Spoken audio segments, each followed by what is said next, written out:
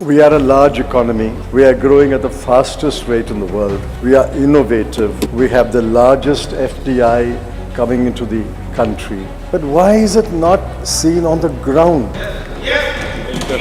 In the age group 15 to 24, the unemployment rate is 23.22. Why is this numbers not improving? Mercifully, the BJP no longer talks about 2 crore jobs being created every year. The net financial assets of households has plummeted to the lowest level, 5.1%. It means that people are consuming less, people are borrowing more, they are liquidating their household assets and savings. So ultimately the question is, who is this government for? Is it for the poor, or is its policy so skewed that it is favor of the rich? And I want the Honorable Finance Minister to answer that question. Sri P. Chidambaram. Thank you, sir. More than enough. So after listening to the learned professor of Lucknow University, I'm sure that all of us are convinced that Amrit Kal has begun. And by going the number of times he was applauded by the treasury benches, I think he should be in line for a ministership now. I wish him well. If all is well in the world and God is in his heaven and India is growing at the fastest rate in the world, why is the impact of that growth not felt on the ground? This is the question which my friend Derek asked, and I try to supplement that in the few minutes I have. We are a large economy. We are growing at the fastest rate in the world. We are innovative.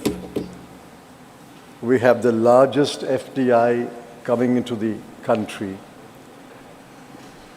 But why is it not seen on the ground? And I specifically want to ask, why is it not seen in the inflation numbers and the unemployment numbers? Let's take only those two.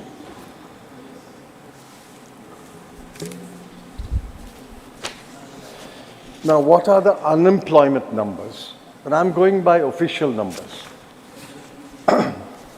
The government doesn't like the CMIE numbers, so we'll avoid the CMIE numbers. Mercifully, the BJP no longer talks about 2 crore jobs being created every year. Thank you for small mercies that you are not making these tall claims. That's one of the election jumlas. I didn't know the word jumla unless I heard it first from the Honorable Home Minister. Now let's focus on a few numbers. This is official numbers of the periodic labor survey. The worker population rate in this country is 46%, which means the number of workers to the population is 46. It's quite low, but let's take it as acceptable given the various circumstances of the country. Of the worker population, that is 46% of the total population, male worker population is 69%, but the female is only 22%. Of the worker population, less than 50% actually work. So if you apply 50% on 46%, effectively it means only that 23% of the people work. This has more or less been constant in the last 9.5 years of the BJP government.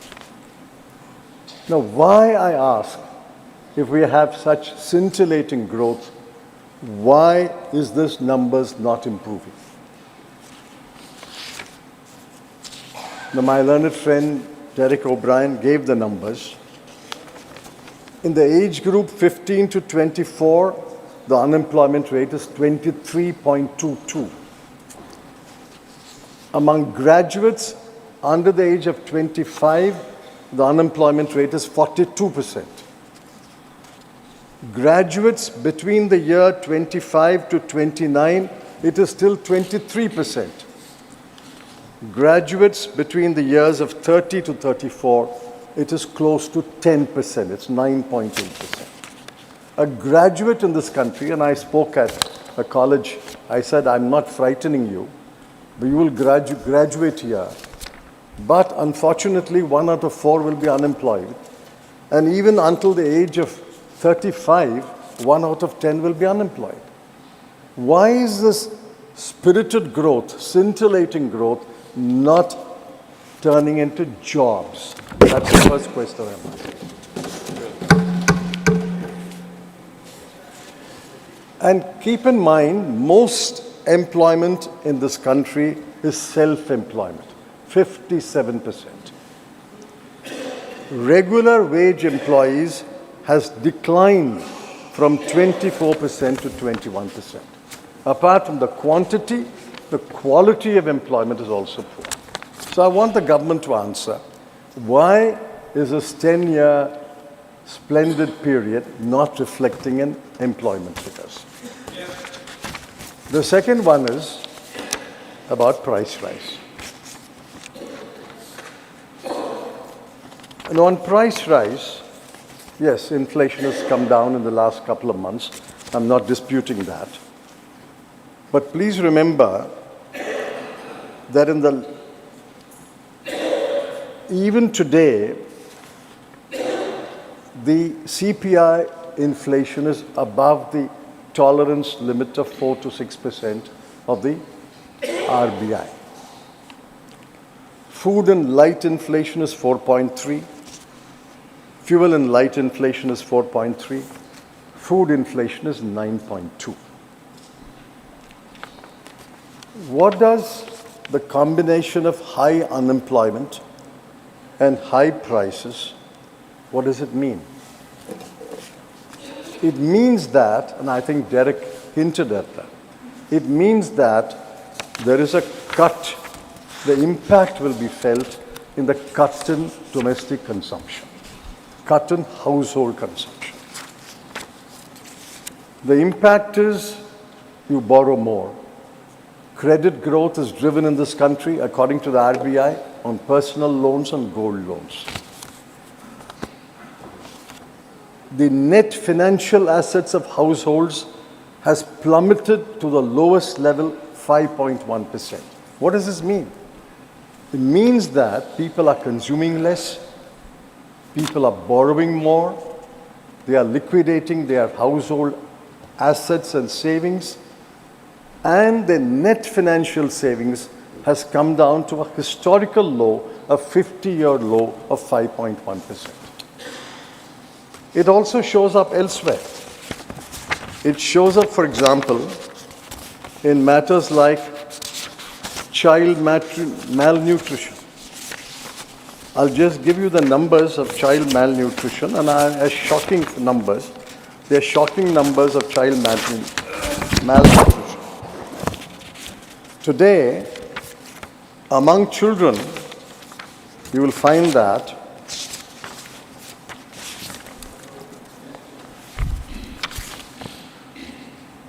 16.3% of children are undernourished, 19.3% of children are wasted, 35.5% of children are stunted. It shows up again in the food that the children get. And add to that Derek's numbers, under the age of 5, so many people die because of hunger. Why is it not showing up in consumption? It also shows up in education. Their mental growth. Today, in a class 8, only 70% of the children can read a class 2 text. and only 45% of children can do basic arithmetic.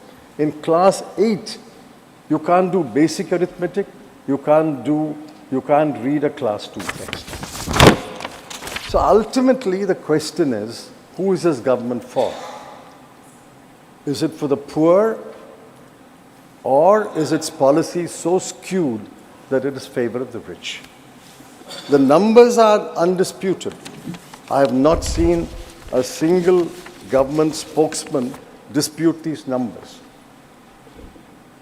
23 crore people of India are poor when the poverty bar is very low.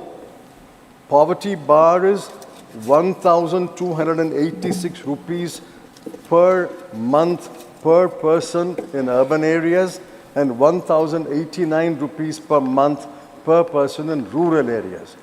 With such a low poverty bar, 23 crore people are poor. And it shows up in inequality. The bottom 50% owns 3% of national wealth and gets 13% of the national income. And the top 5% owns 60% of national wealth, and top 1% holds 22% of the national income. So ultimately, this growth is unacceptable. This kind of growth is unacceptable. We need more balanced growth. But then I end with the final question that I've been asking the government for many, many months, for which I have not got an answer. I hope I will get an answer today. In 91-92, India's GDP was 25 lakh crore. In 12 years, in 2003-04, it doubled to 50 lakh crore, doubled. In 10 years, under UPA, it doubled to 100 lakh crore, 25 to 50 to 100. I ask one simple question. If you are growing at such a fast rate, such a record-breaking rate, will you, when you end your term today in 2023-24, will 100 lakh crore become 200 lakh crore? The Finance Minister, Honorable Finance Minister, knows the answer. I know the answer. You know the answer. But I want the Honorable Finance Minister,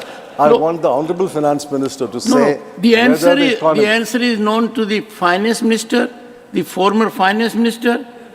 I'm out of it. Whether the GDP will double in their Amrit Kal period under the NDA government, will it grow to 200 lakh crore by March 2024? And I want the Honorable Finance Minister to answer that question. Thank you, sir.